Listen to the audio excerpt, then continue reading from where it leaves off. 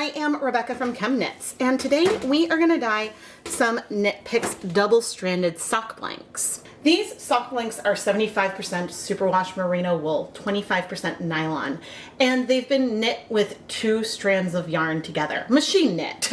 These are made commercially by Knit Picks. And the benefit of them is that whatever we dye, when you unravel the yarn, you'll have a matched set of 50-gram skeins of yarn. So that way, if you are a sock knitter, you could get a matched pair of socks, or you can make something symmetrical with it. And so it's just a really fun way to have something completely random that has consistency, even if there would be difference between the 2 blanks we're dyeing in this pan. And there will be some differences between the blanks that we're dyeing in this pan.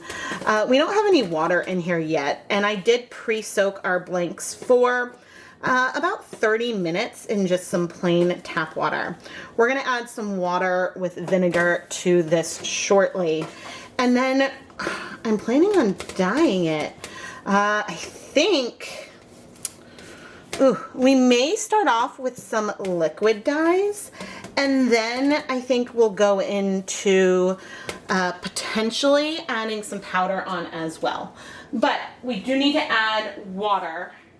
And so I'm bringing over just 4 cups of water with almost 2 tablespoons of white vinegar in it. We are using acid dyes today, so you need to have acid and heat in order for the colors to set. The colors are pretty low in here at the moment, but let's go mix up some colors. I put on my deluxe rubber respirator mask, safety glasses, and gloves, and took out a little bit of a green, an aqua, and then a fluorescent purple acid dye, and dissolved them in some hot tap water. I neither measured out the amount of dye nor the amount of water. The goal is just to dissolve some of this so then we can go and dye our blanks by feel. Normally, I love to share more information about the colors I'm using and the brands that I'm using, but I'm testing out some new dye colors for a brand, and so that is the reason why I'm being a little mum with the colors. I wanted to share my projects, but I'm playing with these colors for some of the first time. Hopefully, eventually I'll be able to share a video where I give my first impressions of all these new colors, but I'm waiting for the brand to release them. Okay, I have turned the heat on. Now the burners I have here, I've got a big burner here and a smaller one back there. They are a little bit uneven, but I think that's okay. I mean, I know that's okay. But today we're just gonna see what these colors want to become. And so we have them in enough volume that they should spread, and they may blend. That purple, I'm expecting to spread a fair amount. But let's go for it. And the purple is one that could conceivably be a bleeder. We will see. But I'm taking it and just carefully pouring it. That's a very, very nice color. I know that this will break, and it'll break pink a bit. But let's see about getting a little bit of coverage on some of these white areas that are sticking up. I guess I'm using all the color I mixed. Now, there are some white patches sticking up that aren't under the surface. And so what I can do here is I can just bring over a spoon and just tap it in. And I can tell that some of this color is starting to set right away. We will have resist, and we will probably have some whites that are left in here just based on how the dye is going on. But you can see some of those pinks spreading as this color breaks. Let's go in with this aqua next. This color does break as well. With speckles, it has like a beautiful green and a blue. And so I'm very excited to explore it more. And I'm excited to see how my gut indication of these colors is gonna go. Now, the way that we have these colors scrunched up in here, and yeah, let's just add all of it. The way it's scrunched up, again, there are going to be some areas that are more saturated, some areas that are less saturated. This is not going to be a perfect, even gradient that we have. We'll have pastels and some deeper things. The colors are going to blend in different ways. You know, if you think here, there might be some purple and underneath some blue. So we will have some variegated transitions in here, but that's so pretty. So pretty. I think I've nailed my approximate volume. Now, those first two colors were fairly bright. This green is a beautiful green, but is not like as bright as some of the other colors. And as we add more dye, you can see how this dye is settling in almost in little itty bitty rivers. But before I add the rest, I am coming in and just pushing this down. Again, I don't mind if we end up with some white, but I just want to see what these colors are going to do. I wanted to see how they would play with one another. I wanted to see if one of them would overtake the entire bunch or what. And so far, I think that what we have here is really, really pretty. I feel like that the yarn may be green heavy, but again, that's okay. And let's check in and see. All right, so right now, after what, the 3 minutes we've been adding color, what's left over here is very, very pink. We also have a fair amount of blue here, and I'm expecting, yeah, we have a fair amount of green, but the green may be striking a little bit faster than the other colors. I'm not entirely sure yet. We do have tiny amounts, just like the bottom of the cup of each of these colors. I'm gonna save that, and we're gonna just wait 5 minutes, and then we'll check back in and see what the colors are doing. It's been 5 minutes. I'm gonna reduce the heat so maybe we get a little less steamy. Oh, there's a hint of pink, but even the pink is clearing really well. The aqua has pretty much cleared, as has our green. Oh, interesting. But one other thing I wanna do is sort of lift up this little fold right here. Let me zoom you in, because I'm curious what's going on underneath here. Ooh, fun. I can see some pink. Can you see? See that little lip of pink we have right there? That's the kind of thing that we'll have because of the way things are fold. We'll have things that aren't like the smoothest transition we would get, say if we had been dip dyeing the blank. But that's really fun. While I'm here, down here around the pink, we're also gonna see some breaking. If I move this a little bit, you can see the purple with the pink on that backdrop. And over here on the green, you can see that we're gonna have different shade differences in there already. Just, you could see that from the top. I'm curious about the blue. I don't think I see breaking in it, and I think you have a bit of a reflection, but I do see deep and light patches.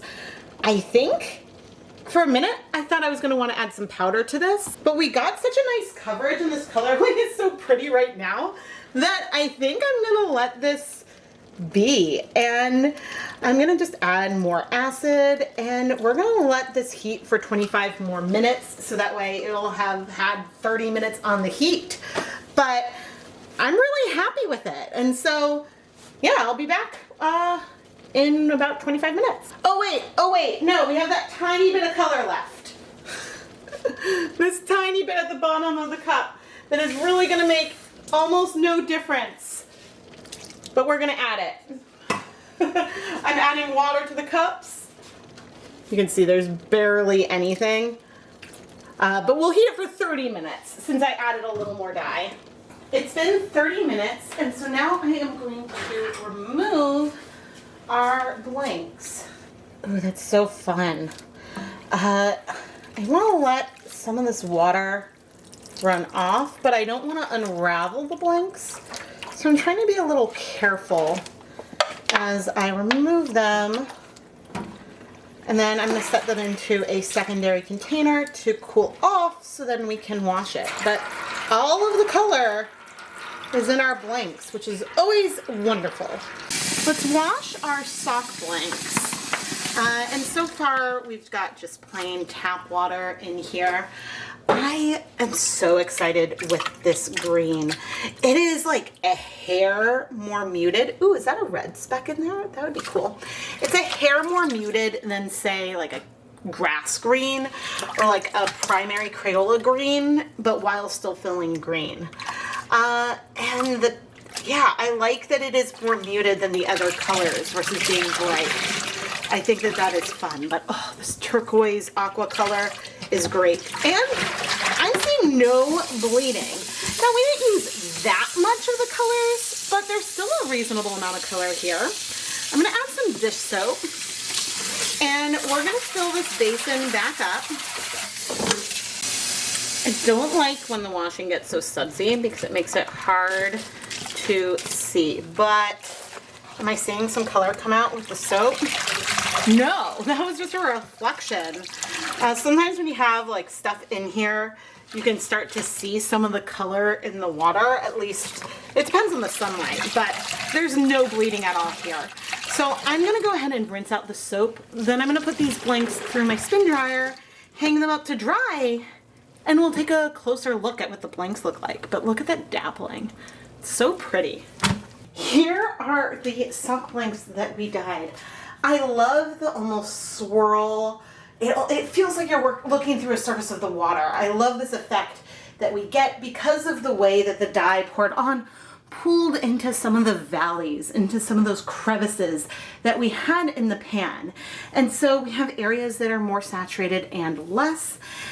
And I imagine we may end up with some reverse speckling from some of this yarn as well. Reverse speckling is when you have a more saturated section of the yarn, but then when you unravel it, you reveal, because of the resist of the stitches, some super light patches like we have here.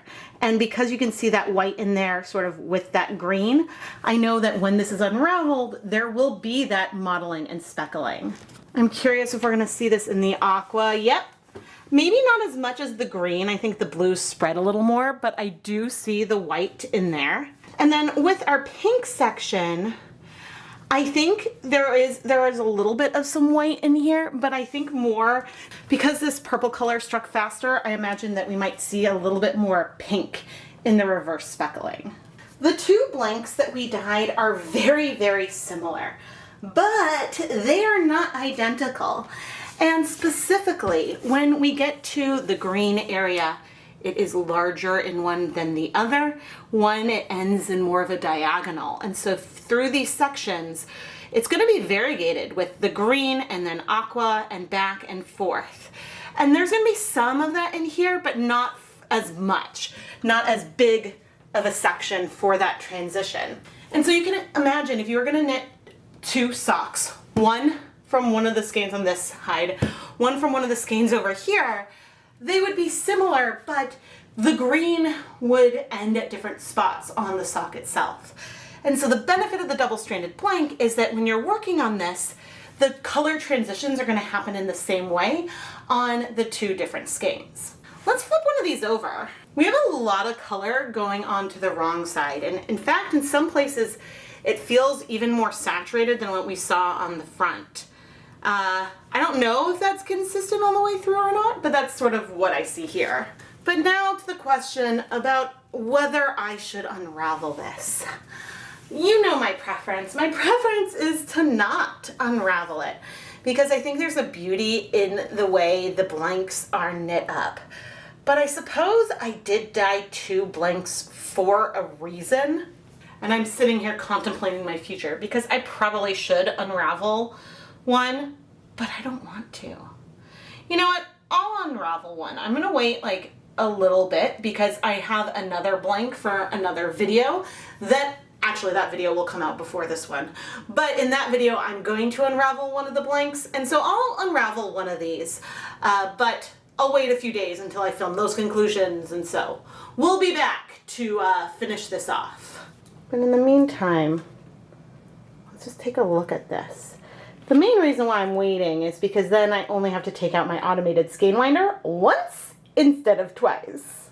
And I really do think there is some perk and benefit to seeing the yarn unraveled. I just prefer, personally, if I was going to buy a blank, I would prefer to buy it in blank form. But that's just my preference. What is your preference? Let me know in the comments. We're going to unravel my sock blank, and I don't often show this whole process, but I was set up to film this for another video, so I figured I may as well share it here. Plus, this way you'll be able to see, and I'll be able to describe the color progressions a little bit. This is a Crazy Monkey skein winder, and it can do 3 skeins at a time. Not sponsored. Oh no. And I made a boo-boo.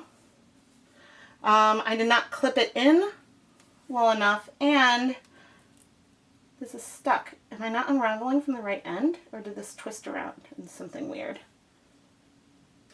There is a right end and a wrong end to unravel these blanks, and somehow I ended up with a little knot.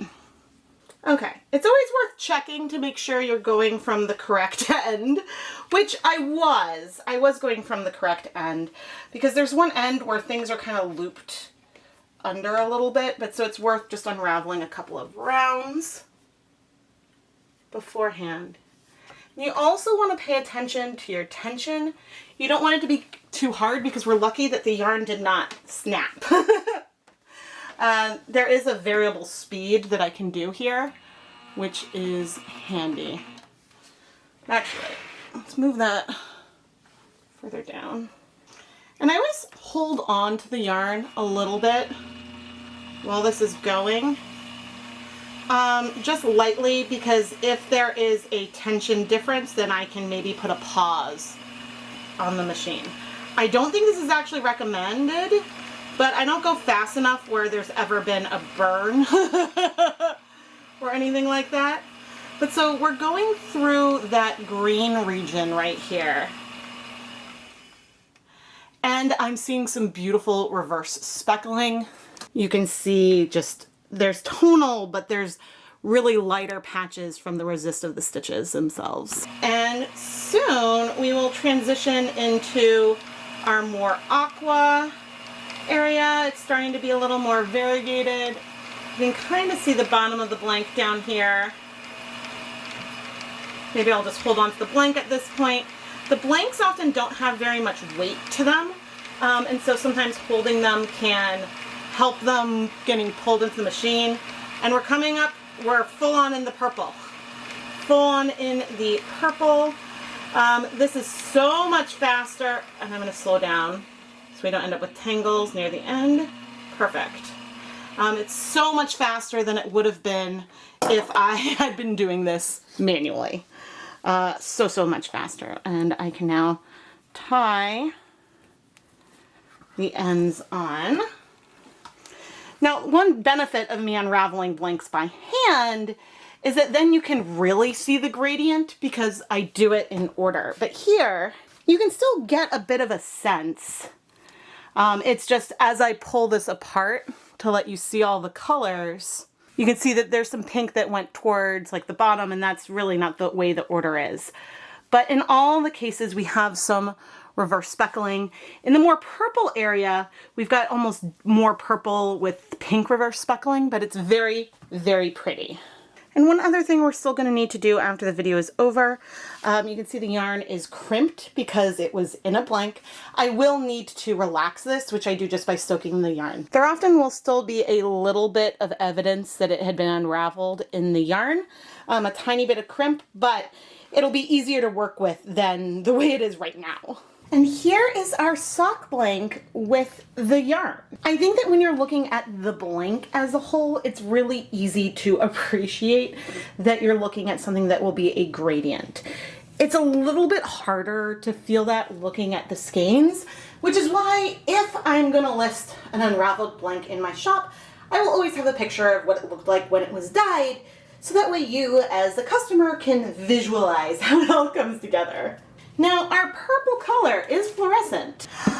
And when we bring in that black light, you can see it glow. See if I turn it off. There's no fluorescence in our aqua or our green, so we're really just seeing it in that pink. I am glad that I unraveled it so that way I could show that whole process.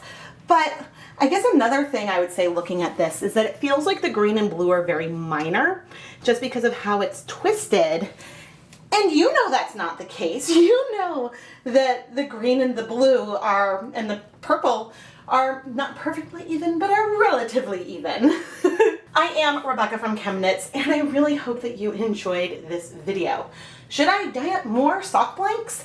As I do sock blank videos, I am going to make an effort to do more than one with the technique. That way I can unravel one, not all the time, but some of the times, so that way you can see what it looks like unraveled. I do know that that's better for the video. I just struggle with sometimes what makes a better video and what would a customer prefer in my shop.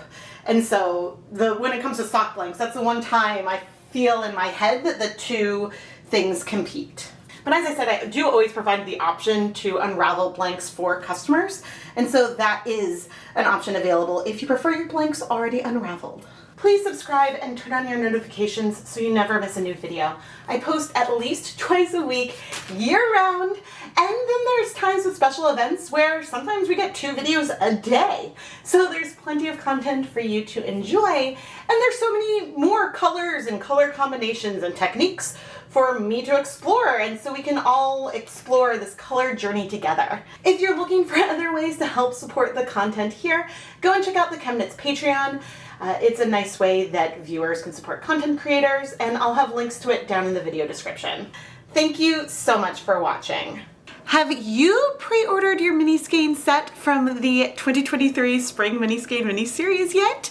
Pre-orders are open and the series starts June 5th, so there's plenty of time to order your yarn so you can unwrap your package and watch exactly how I dyed that set. Each mini skein set comes with 5 20-gram mini skeins on a variety of different yarn bases. There are a lot of options, and there's a lot of fun extras in there as well. Plus, there's also some add-on skeins, so if you want even more yarn, there's options for that as well.